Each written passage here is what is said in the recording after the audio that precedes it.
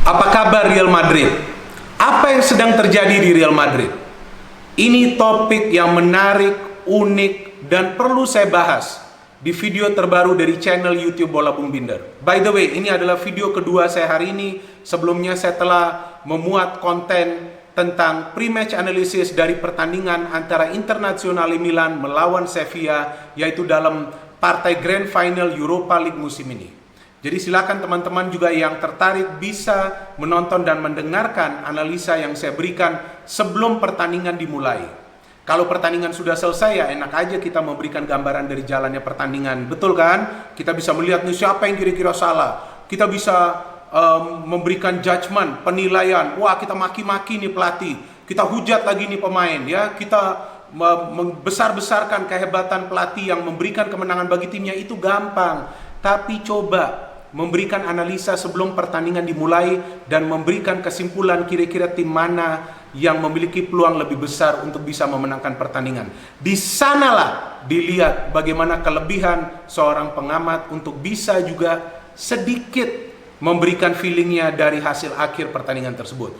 Salah atau benar itu bukan persoalannya, tapi keberanian untuk memberikan analisa itu yang menjadi penting dengan memberikan data, fakta, dan juga statistik. Anda tidak suka dengan statistik, berarti Anda tidak mengikuti perkembangan zaman ya, tinggal saja di goa seperti dulu.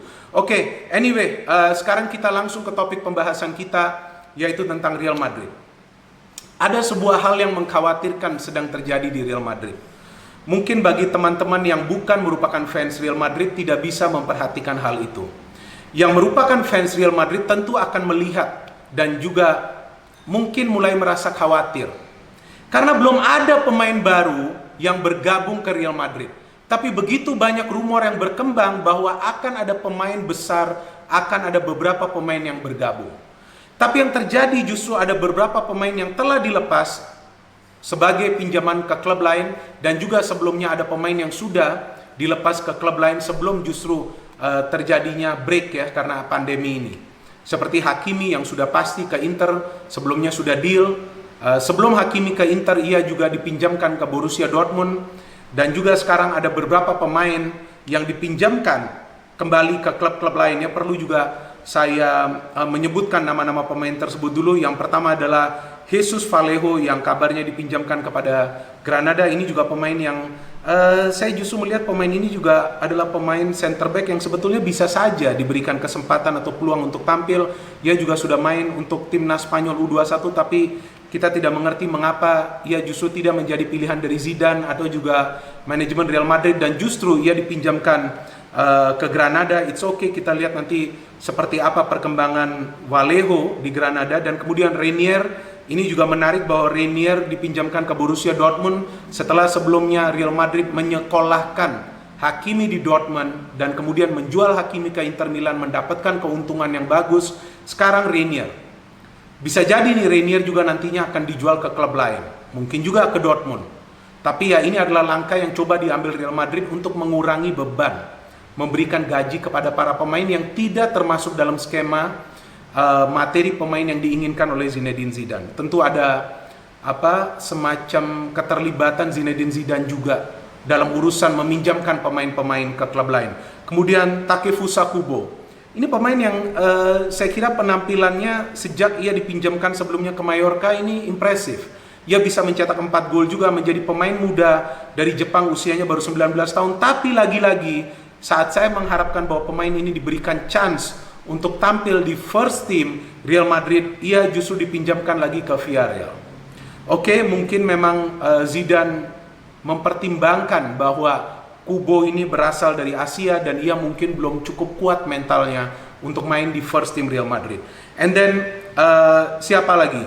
Kita lihat Javi Sanchez. Ini juga pemain Javi Sanchez yang salah satu pemain muda yang di sini justru berada dalam posisi center back. Saya pikir Real Madrid memerlukan center back asli Spanyol, tapi justru mereka meminjamkan 2 center back mereka ke klub lain. Oke, Javi Sanchez dipinjamkan ke Valladolid dan sebelumnya tadi saya sebut Vallejo ke Granada. So, who else is coming?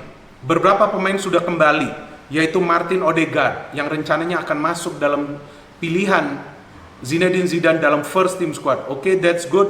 Andriy Lunin yang akan masuk juga dalam pilihan Zinedine Zidane sebagai pelapis dari penjaga gawang Courtois karena Areola sudah dikembalikan ke Paris Saint-Germain. Kemudian kita lihat ada Reguilon yang rencananya akan kembali dari Sevilla setelah selesai bertanding di final Europa League. Ya, di sini sekarang saya sebutkan dulu pemain-pemain yang kembali, baru nanti kita bahas tentang apakah pemain tersebut bisa mendapatkan peran atau tidak di Real Madrid. Dari pemain-pemain yang telah kembali ke Real Madrid, Odegaard yang memang dikabarkan akan menjadi andalan dari Zinedine Zidane di lini tengah. Kemungkinan besar Luka Modric yang akan keluar akan digantikan oleh Odegaard. Odegaard memiliki tenaga yang mirip seperti Luka Modric, plus ditambah ia juga memiliki speed.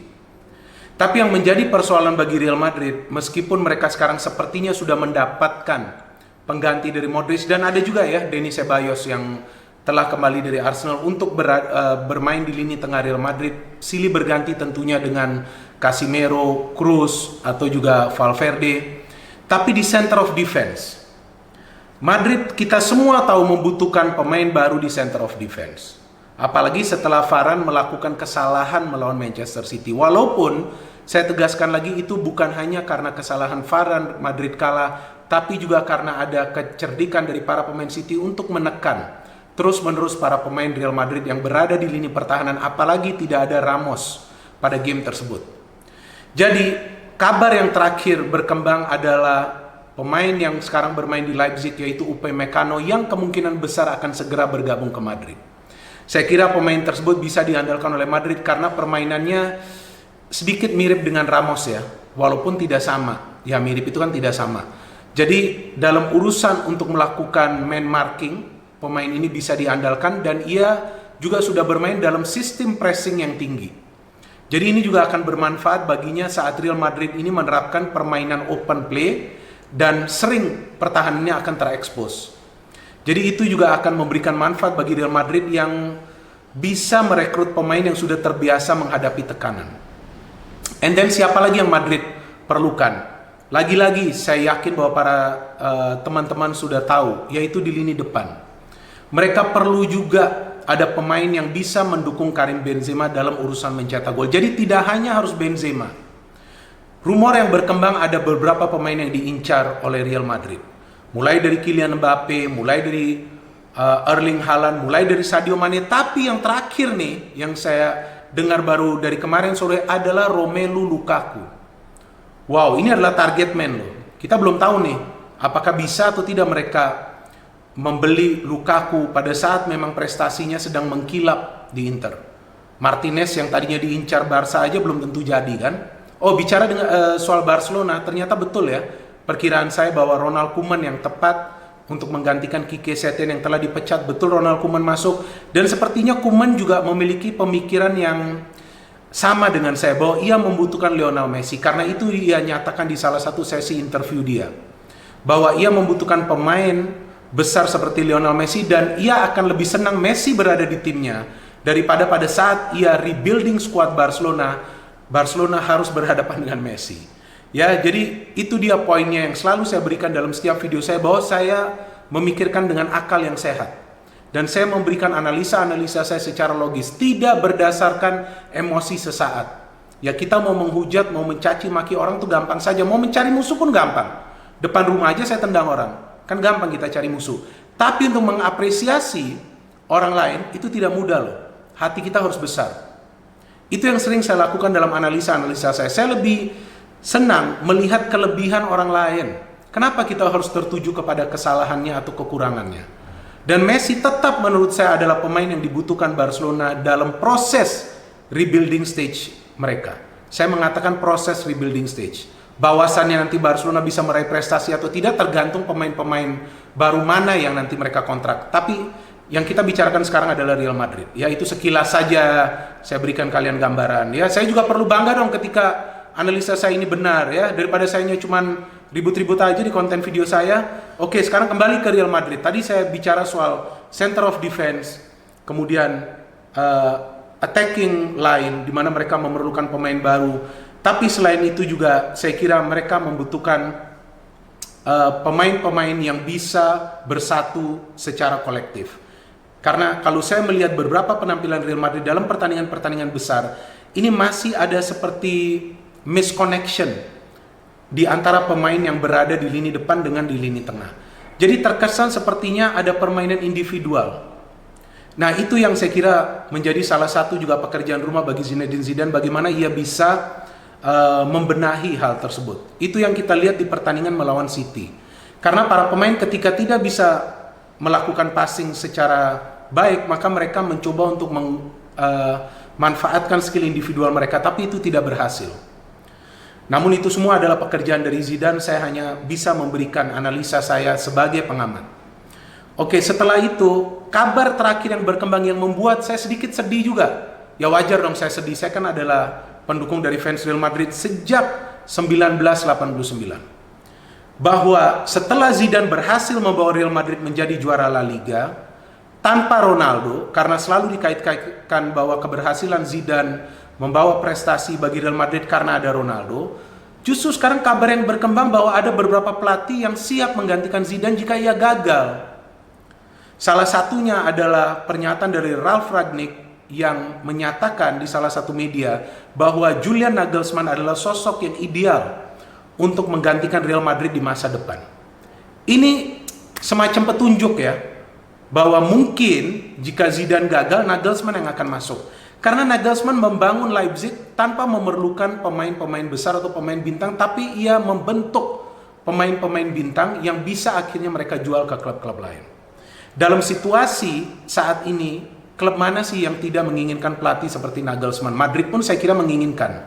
Karena saat ini mereka dalam proses melakukan renovasi ke stadion mereka Bernabeu, memakan biaya yang banyak, sehingga kita tahu mereka juga memiliki target musim ini untuk menjual banyak pemain agar mengurangi overload dari segi pemberian gaji. Maka itu banyak pemain juga yang akan nanti mereka pinjamkan kembali ke klub-klub lain agar bisa mengurangi pengeluaran dari klub. Dan kita kan tidak tahu kapan pandemi ini akan berakhir dan sampai kapan klub-klub ini harus bermain tanpa penonton. Semua itu tetap mempengaruhi penghasilan mereka. Jadi ini yang membuat saya sedih, bahwa kenapa pada saat Zidane ini sedang lagi dalam tren yang menanjak, justru ada juga kabar-kabar seperti ini yang bisa saja saya kira mengganggu dia.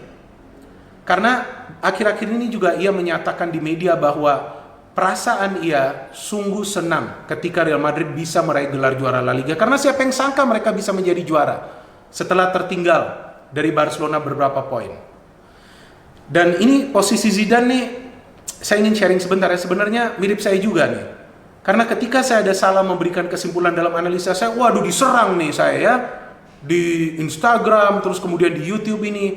Tapi saya suka, karena hanya sebagian kecil dari kalian yang menyerang saya. Dan saya suka juga mendapatkan tekanan dalam hidup, karena dengan tekanan tersebut nantinya kita akan bangkit dan meroket. Dan saya juga lebih suka ketika teman-teman memberikan kritik-kritik yang membangun dari analisa saya, juga kritik-kritik kepada klub favorit kalian yang positif, yang konstruktif. Karena kita semua memiliki hak untuk memberikan pendapat kita, apakah itu mengenai klub favorit kita atau pemain favorit kita. Intinya bahwa Real Madrid masih membutuhkan sosok Zinedine Zidane, meskipun bahwa Real Madrid saat ini belum membeli pemain-pemain baru, dan kita belum tahu apakah mereka bisa berhasil mendatangkan pemain besar, karena tidak mudah juga. Selain juga transfer fee yang besar, gaji juga akan tinggi. Tapi saya kira dengan resources yang dimiliki Real Madrid, mereka memilikilah kesanggupan tersebut untuk mendatangkan minimal 2 pemain besar musim ini. Bisa jadi perkiraan saya ini salah, tapi perkiraan saya lebih sering benar. Oke, saya akhiri saja video saya di sini. By the way, ini topi lama tapi yang baru saya pakai. Saya beli sendiri, bukan di endorse. No hate, only football. Salam sepak bola.